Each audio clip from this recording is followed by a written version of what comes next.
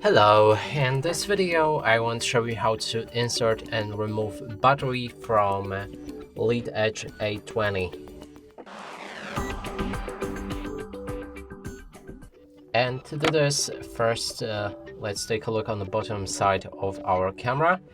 And inside there's a slot for battery, but you will need to open it first. It might be a bit hard, but you can use something thin like the blade edge that I have right here, and I'm just gonna show you that in a few moments. Now let's insert the battery.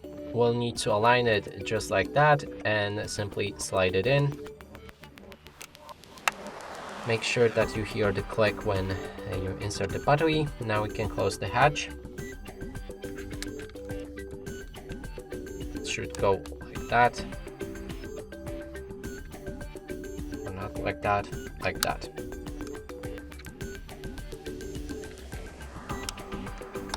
Okay, so now the battery is placed properly, and to remove it, we'll need to open this hatch.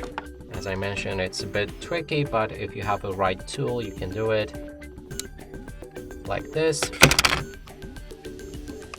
And then simply take out the battery by pulling on this string.